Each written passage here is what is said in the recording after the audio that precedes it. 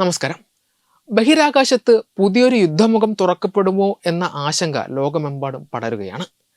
റഷ്യ-യുക്രൈൻ യുദ്ധം 4ാം വർഷത്തിലേക്ക് കടക്കുമ്പോൾ യുക്രൈൻ്റെ പ്രധാന ആശയവിനിമയ ഉപാധിയായ എലോൺ മസ്കിൻ്റെ സ്റ്റാർലിങ്ക് ഉപഗ്രഹങ്ങളെ തകർക്കുവാൻ റഷ്യ അത്യാധുനികമായ ആൻറ്റി സാറ്റലൈറ്റ് ആയുധം വികസിപ്പിക്കുന്നതായാണ് പുതിയ റിപ്പോർട്ടുകൾ.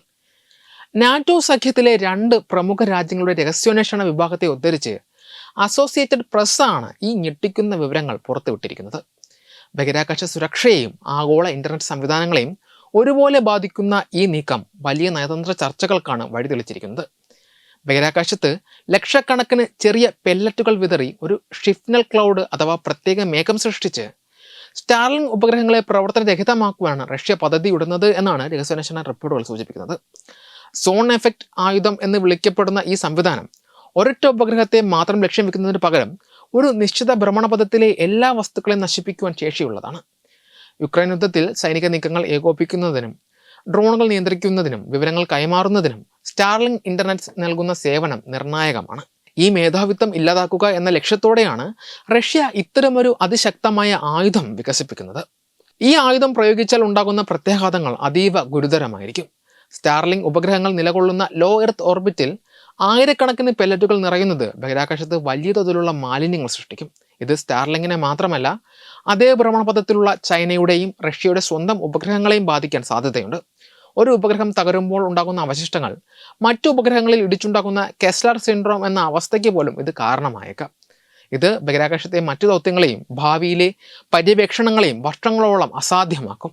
Canadian space division commander brigadier general Christopher Horner ഉൾപ്പെടെയുള്ള വിദഗ്ധർ ഈ കണ്ടെത്തലുകളെ ഗൗരവമായാണ് കാണുന്നത്.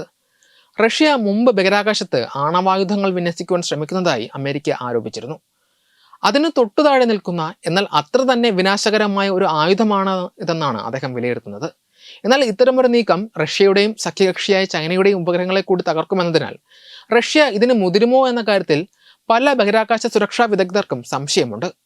സെക്യൂർ വേൾഡ് ഫൗണ്ടേഷനിലെ വിക്ടോറിയ സാംസൺ പറയുന്നത് റഷ്യ ഇത്തരം ആയുധങ്ങൾ വികസിപ്പിച്ചേക്കാമെന്നും അത് പ്രായോഗികമായി നടപ്പിലാക്കുന്നത് സ്വന്തം കാലിൽ കോടാലി വെക്കുന്നതിന് തുല്യമായിരിക്കും എന്നാണ്. അതേസമയം റഷ്യൻ പ്രസിഡന്റ് വ്ളാഡിമിർ പുടിൻ മുൻകാലങ്ങളിൽ ഇത്തരം ആരോപണങ്ങളെ തള്ളിക്കളഞ്ഞിട്ടുണ്ട്. ബഹിരാകാശത്ത് ആണവായുധങ്ങളോ മറ്റ് നശീകരണ ആയുധങ്ങളോ വിന്യസിക്കുവാൻ തങ്ങൾക്ക് താല്പര്യമില്ലെന്നും ബഹിരാകാശത്തെ സൈനികവൽക്കരണം തടയുവാൻ ഐക്യരാഷ്ട്രസഭ മുൻകൈ എടുക്കണമെന്നുമാണ് റഷ്യയുടെ ഔദ്യോഗികമായ നിലപാട്. ഫ്രഞ്ച് ബഹിരാകാശ കമാൻഡും റഷ്യയുടെ ഇത്തരം നീക്കങ്ങളെ അപലപിച്ചിട്ടുണ്ട്. ഔദ്യോഗികമായി ഈ റിപ്പോർട്ടുകളോട് റഷ്യ പ്രതികരിച്ചിട്ടില്ല എങ്കിലും ബഹിരാകാശ മേഖലയിലെ പുതിയ ആയുധ മത്സരം ലോക സമാധാനത്തിന് വലിയ വെല്ലുവിളിയാണെന്ന കാര്യത്തിൽ തർക്കമില്ല. യുക്രൈൻ യുദ്ധം ഭൂമിയിൽ നിന്ന് ബഹിരാകാശത്തേക്ക് കൂടി വ്യാപിക്കുന്നു എന്നതിൻ്റെ തെളിവായിട്ടാണ് ഈ പുതിയ കണ്ടെത്തലുകൾ വിലയിരുത്തപ്പെടുന്നത്. വെബ് ഡെസ്ക് തത്വമൈ TV.